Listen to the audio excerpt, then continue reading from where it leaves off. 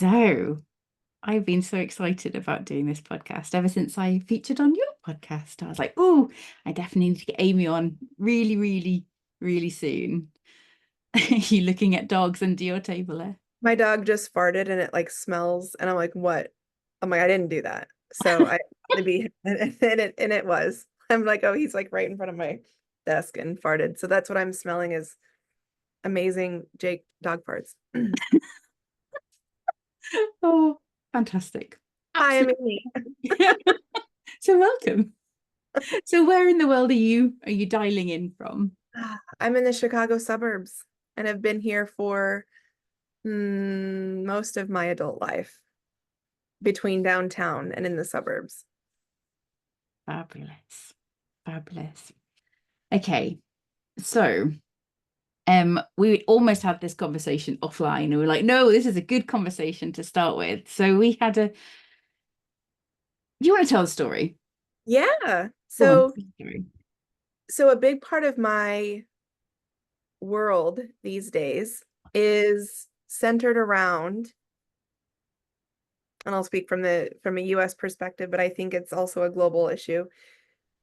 A big part of my world is understanding how the day-to-day, whether it be workplace, day-to-day society, is still rooted in. And it's funny, we broke away from UK to gain independence only to colonialize, right? Mhm. Uh, so everything is all this. I find the day-to-day is really deeply rooted in patriarchy, white supremacy, colonialism, capitalism, and the worst parts of those, of course. I'm not suggesting, I mean, white supremacy of all forms is there's no good part of that. But like if we look at like the capitalism, there was some good vibes about that, or at the origin point. And of course, it's been bastardized through the years.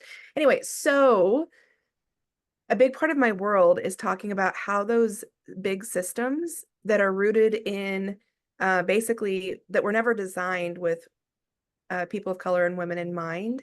And because of that, especially in the workplace psychological abuse is the norm in which people at any ranks are finding that they thrive when they hold power or control over another human. So that's a big part of my world. So you'll see on any one of my social platforms on a daily basis, I post something in the realm of what is workplace psychological abuse. And of course, I'm on the national team for the End Workplace Abuse movement and the Workplace Psychological Safety Act, which is the legislation that we're going to be passing state by state to hold employers accountable for when there's been a psychological abuse event. Yesterday, I wrote, or I did write, but I use a system that posts on my behalf on social, so I'm not out here spending hours a day doing a bunch of posting. Mhm. And yesterday's post was about what is gaslighting? This, I think a lot of times what we may have heard gaslighting from is like in a personal relationship or an abusive domestic relationship. But now and now looking over my career of 20 years in corporate, I realized that it was the norm for me to Mhm. experience psychological abuse and something like gaslighting. And gaslighting, by and large, there's not any one example or one supreme definition, but what it is primarily is when someone says or does something that makes you question your own reality or what you know to be true. So Mhm. yesterday I put out a post on LinkedIn about what is gaslighting, and I gave a few examples. It's a great post. I And enjoyed it. Michelle and Michelle liked it and commented on it, and we had a little bit of an exchange. And then there was a gentleman that I don't know that entered the thread and basically said, "Hey, it sounds like your boss was just being an asshole. Can we not can we use a more normal word?" So he was asking to normalize gaslighting into someone just being an asshole. And Michelle answered first. I didn't even know you wrote it. Like you wrote me a DM first and you're like, "Oh, sorry about that." I'm like, "What's happening?" And I didn't even know yet. And so I went to take a look and you responded with, It's So it's a very common term. we're It's like, yeah, specific behavior. It's like it's different from just being an asshole. Because I wake up in the morning and some days I just feel like being an asshole.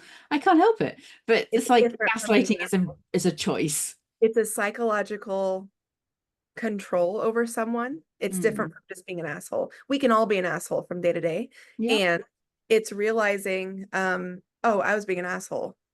That's my own work to do, and maybe apologize to someone that you were an asshole to. Yeah. Um, this, and you cited your book, and he actually snarkily gaslit you in the response he gave, which was like, huh, like he, Is this a new term? yeah, he totally gaslit you. And then It's you been like, around since 1936, hasn't it? That's what I learned yesterday. I'm like, it's a fairly old term. It's been around for a while. you're like, let me Google this. Yeah, and it's funny you say that. I didn't even know that that was the year, but like it makes sense because if I can trace back the systems, they started about 100 years ago in the US, at least, like when Henry Ford created the car. And like, so Mm. he built the workplace in manufacturing, and like the business world just went with that model as if it were is copy paste. Um, so anyway, so you cited your book, which was awesome. And then I chimed in and I said to this gentleman, I said, no, we can't call it something else. This is a true proven psychological abuse term that actually does, I didn't say this part, I meant to, it does cause traumatic brain injuries. We've people who have lost their lives in any way due to psychological abuse, their brains, what, like they'll have a brain scan done and you see the abuse, you see the trauma as lesions in their brain. So, and then I said, lastly, I encourage you to read up on Workplace Psychological Safety Act. So I was starting to say to you, it's like, I didn't feel the need to eviscerate this person. No. I just felt like, um, it was like, and I don't know this person. I don't know what their intent was. I don't know if he was meaning to call me or you or us out. Um, 1 second. Jake, stop. Jake. Sorry. Uh-uh. Uh-uh.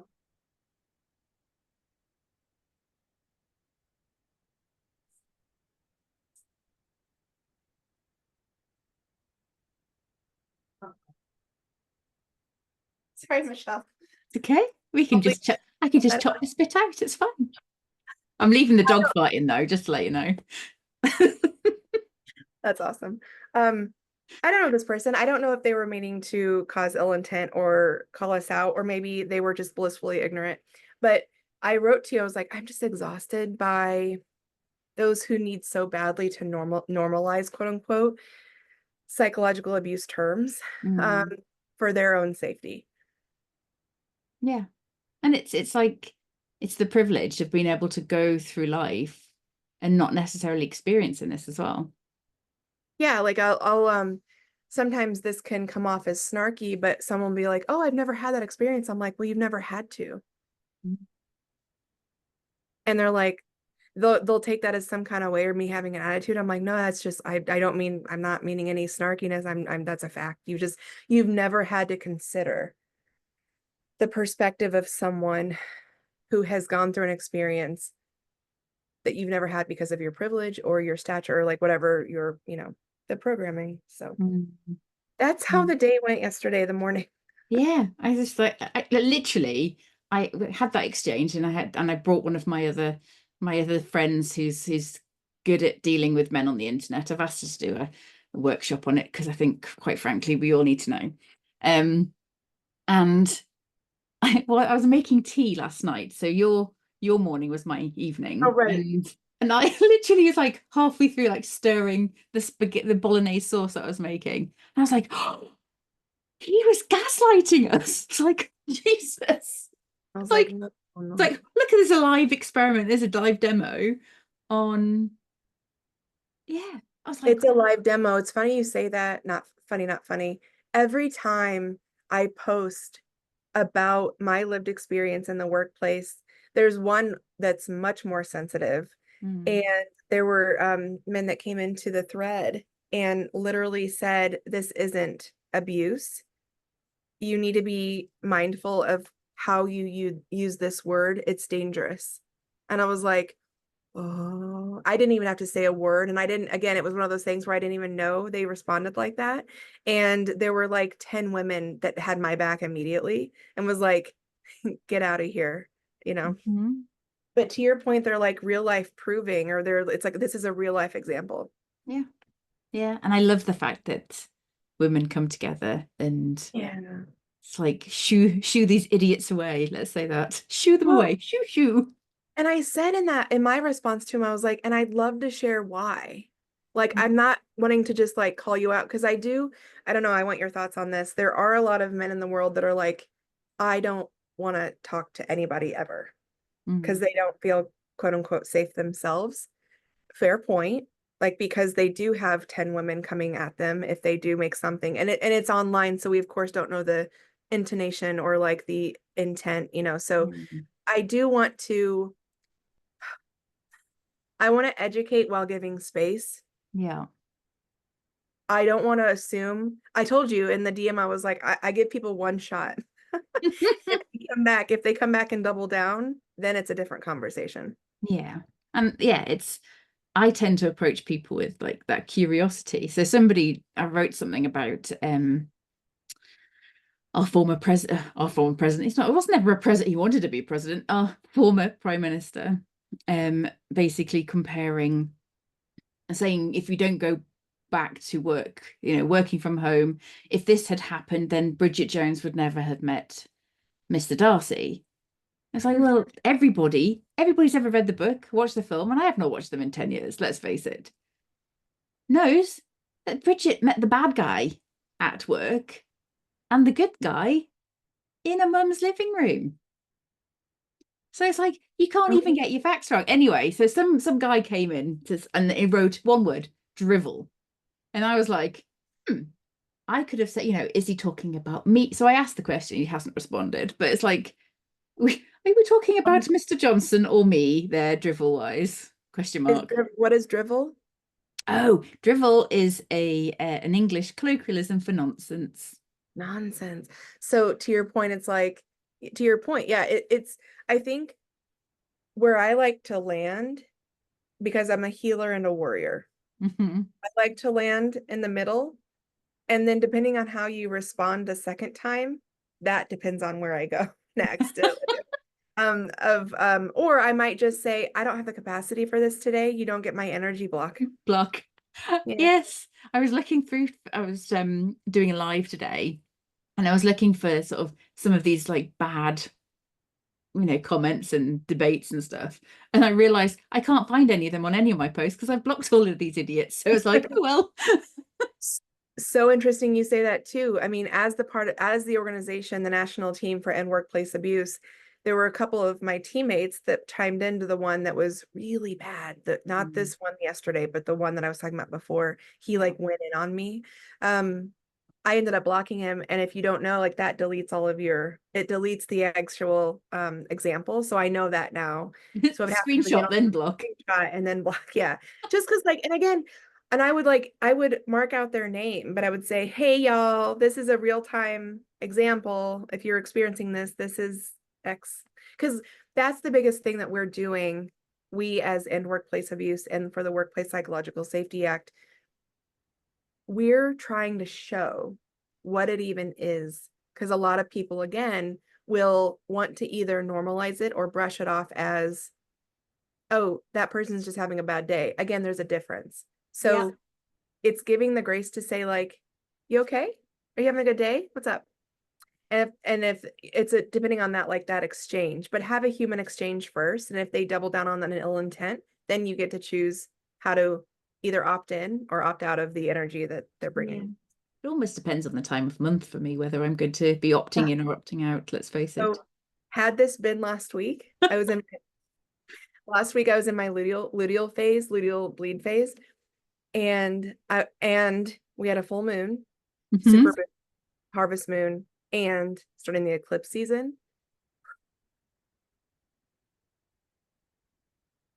I'm glad it happened this week. Yeah. So I had exactly the same last week for Yay, me we're too. synced. I know that's exciting from across the entire Atlantic.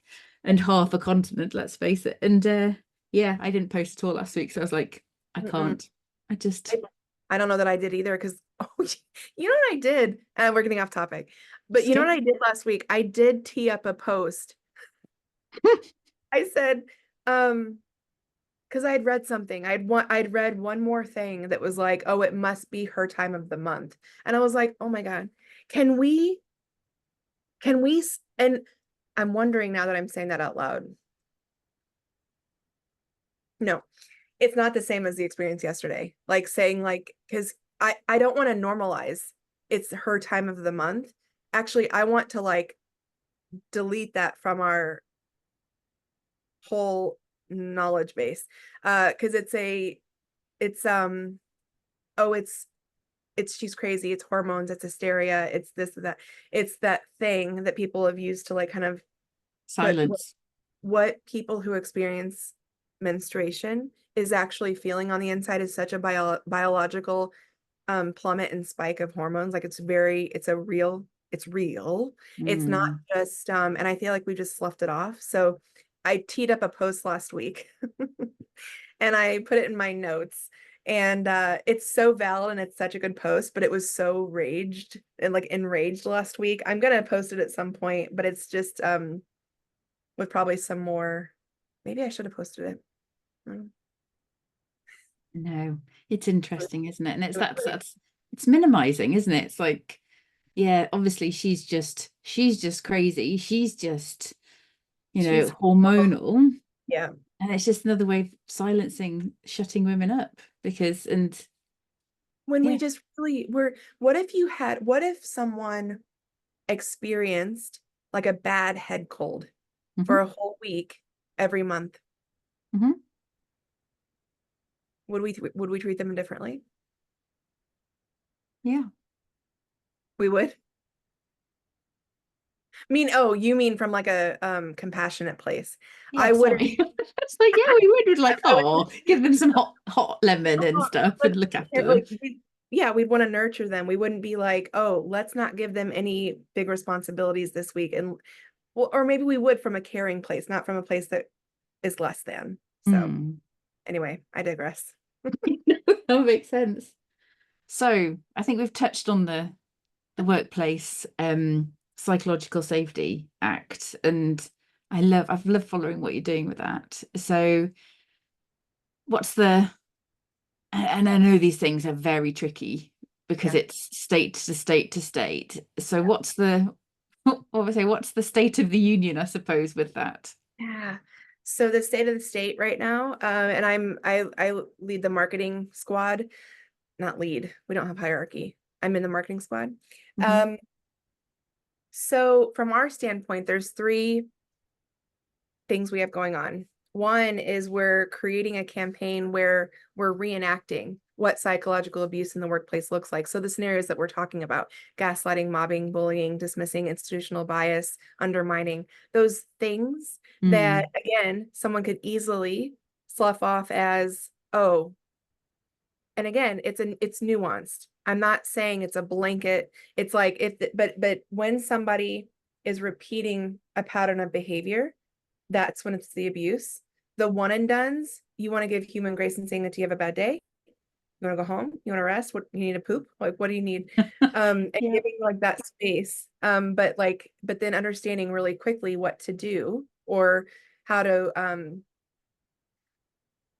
to manage through an actual, a real psychological abuse event. So we're creating a campaign that will go out on social media and website that will reenact scenarios to show people what psychological abuse looks like or could look like. And these are Mm. based on lived experience amongst the entire national team and the state Yeah. teams. And so that'll be coming out. We're also working on what we're calling a playbook. So the moment you experience workplace abuse, a lot of people don't understand. Okay. We're creating a playbook. A lot of people don't understand the moment you experience workplace abuse, what's the first thing you do? And it's not just documentation. There's very specific parameters if you want to fight it that Mhm. lawyer whoever will need it very specifically documented. So we're putting together a playbook of what to like a resource guide to give someone once they start experiencing it. Yeah. To again, because there's not a law in place yet, giving someone more,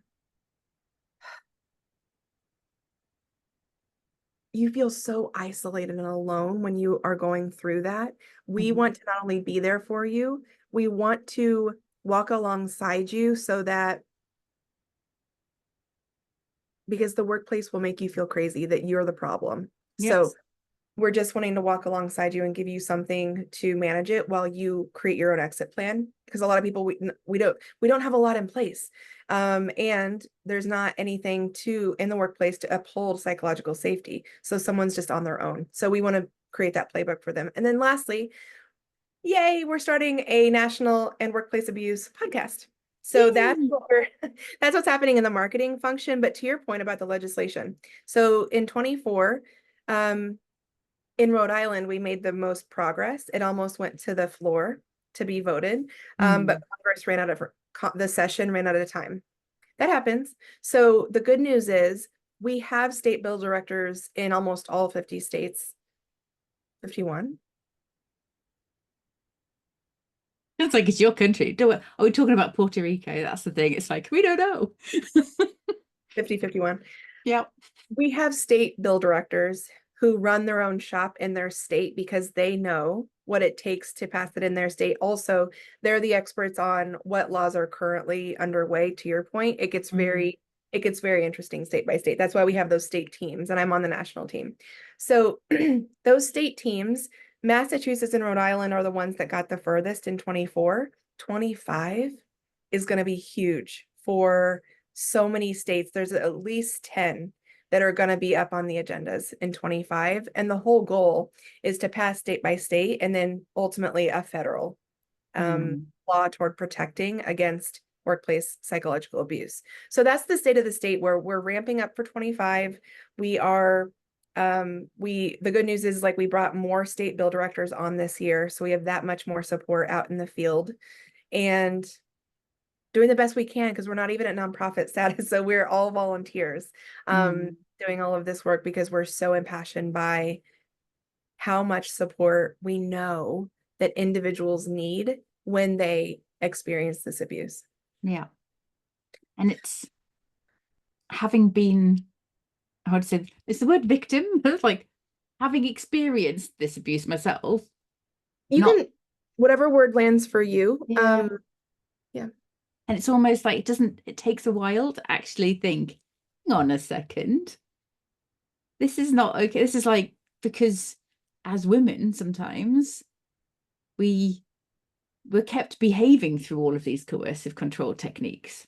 So we almost don't even recognize it until later on.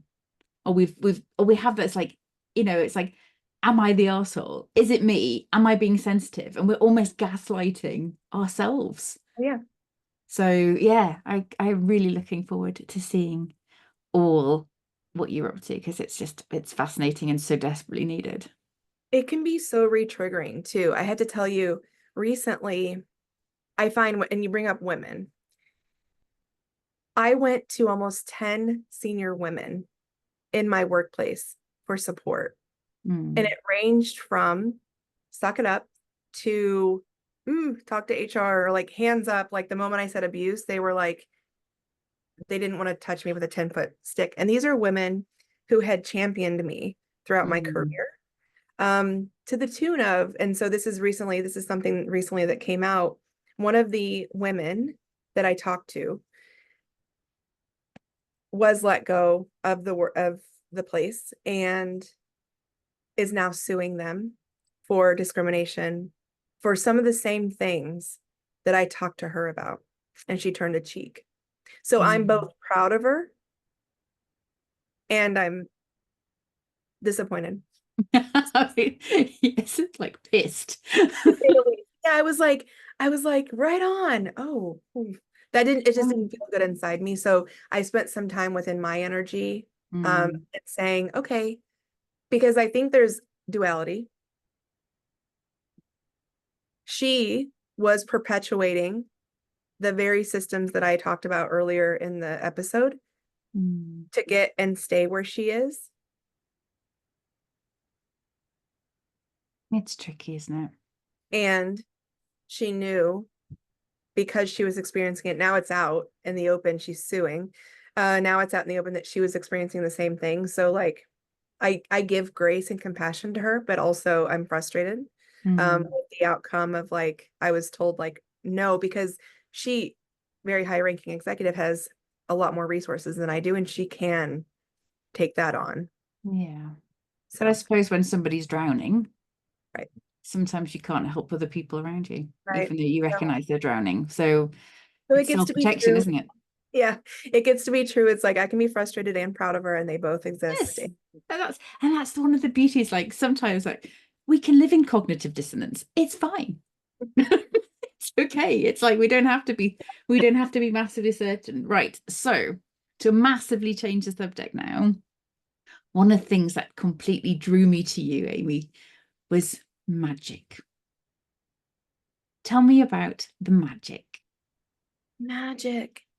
When I left corporate America, I wouldn't have probably told anyone that I wanted to start a business, that I wanted to be a coach, that I wouldn't do anything. I didn't know.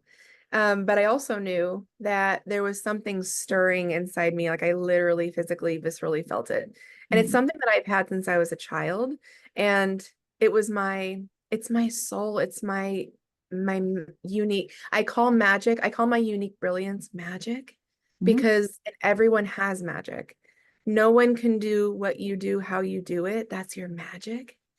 And oftentimes, and you're the expert on this, oftentimes we are so programmed in the copy paste. Once mhm. we turn, what, 6 or 7 and head to school, the conditioning starts, or maybe it started before that, depending on your lived experience, or the download of the lineage that came into your body upon being Yep. conceived.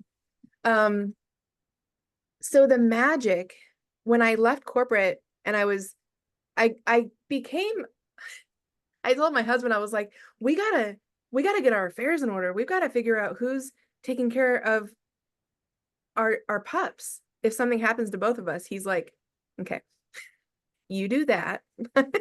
And I'm gonna keep doing my, this over here. So I was in the thick of that, putting all of our affairs in order. I think it was like the whole me, it was the whole crux of it, is like I left this 20-year career and, like, I don't know, probably $1 million on the table. It's fine, not about money.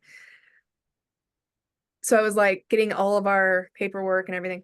And a few folks had reached out to me to start consulting for marketing, because that's my claim to fame originally.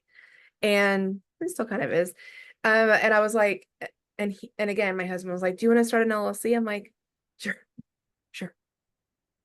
And my attorney was like, "What do you want to call it?" I'm like, "I don't know." Like I was like 2 months away. I was so angry from the workplace and everything like that. But I was like, I had this moment of clarity, and I said, you know what I want to do?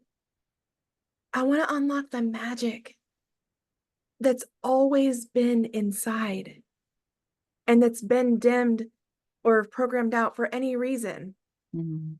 but that someone is feeling the pull. And that looks different for all of us.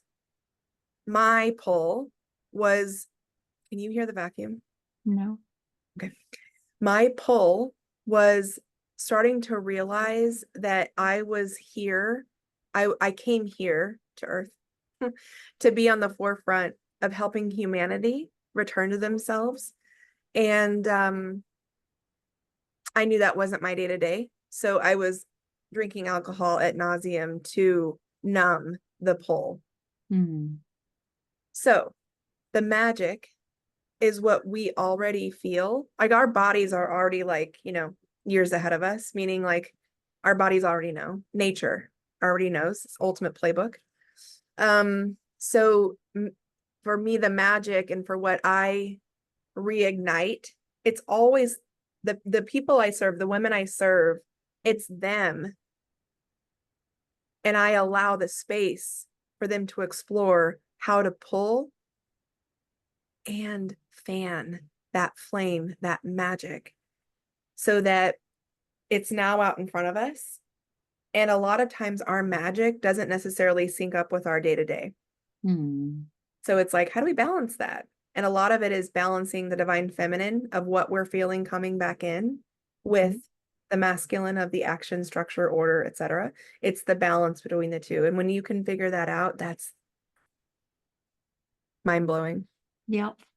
Love that. Absolutely love that. So I don't want to sit here and say, let's replace everybody's like good girl conditioning with Michelle's or Amy's conditioning. And you're exactly not that as well. And we had a quick chat about questions beforehand and how questions are just so useful in coaching. If you ask that right question, that can unlock the magic. Sorry, I was being cheesy then. I love it. We need some more cheese in life. I love a bit of cheese. We need some more cheese. The more cheese, the better. So, Amy, do you Yeah. have a question or a provocation that you want to ask the listeners slash watchers of this podcast? So it's what I find to be true, followed by a question. What I find to be true when I'm out in the wild is we do the hi, how are you? Good. Hi, how are you? Good. Just like, and it's just kind of a script. And it feels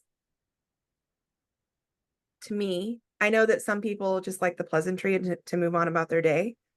Fine. Teach their own on that. But for me, I like to ask, depending on who's in front of me. If I go up to a stranger and was like, how's your heart? They're like, what? I don't know you. What are you talking about? Yeah, what? No. So what I like to do is, how are you feeling today? And I give an intentional pause. I really am asking you to drop into your body. Like, I really genuinely want to know, how does your body feel today? How does your heart feel today? And again, depending on who's in front of me, I can go deeper into that. But it can be jarring, and it's disruptive in a way where I'm actually asking how you are doing, not just like the pleasantry. Yes, it's like, oh yeah, fine, busy, Yeah. And it's like blah, blah, blah, blah, blah, blah. So when I ask, how's your heart? Deep breath, drop into your heart space, and really feel into how they're doing. That will give you an amazing wayfinder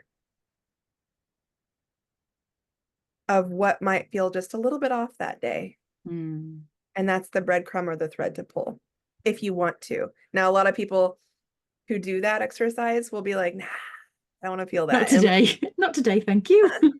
Yeah, and just puts a pin in it. But like, that's what I would say is if the question is like, genuinely, how's your heart? Because for 20 years in my corporate life, I was the person that put a pin in it. Even if someone was like, you don't seem okay. Like, what's up? And I would get so mad. I'm like, leave me alone. I'm fine. Well, no, my heart was not okay. So, whether or not the person really tells you what's on their heart or how they truly feel that day, you may have allowed a space within themselves, if they want to. Everyone has full autonomy and free will. To say, I don't feel fine. What is that? And then that opens a little bit. It might have like a little bit of like a creak in the door and say like, okay, then there's just like a little bit of space that you may have given as a gift that day. Absolutely. No, I love it. I love it. Well, so thank you so much for coming on the podcast. Thanks for having me. It's been a blast. It's like, how do I spend more time with Amy? We create. So here's something that I am manifesting for 2025, to host a beautiful women's gathering in French Polynesia. Ooh.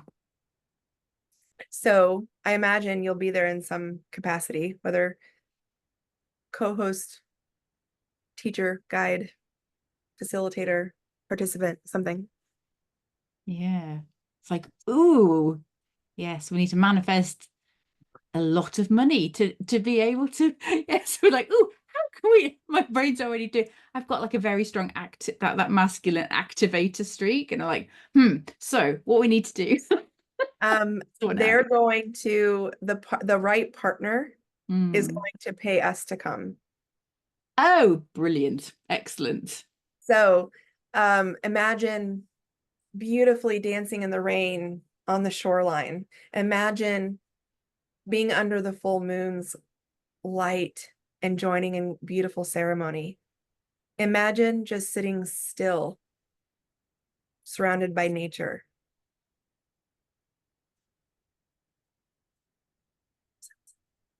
Fantastic. I'm very much looking forward to that. It's like, ooh, that sounds like amazing fun.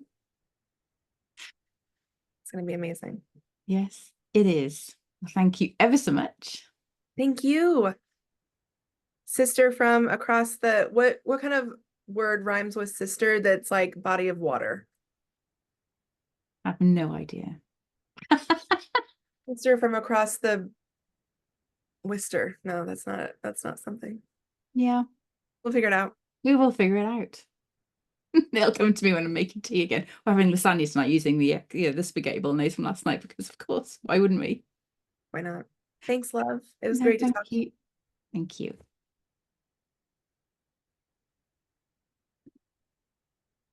Right.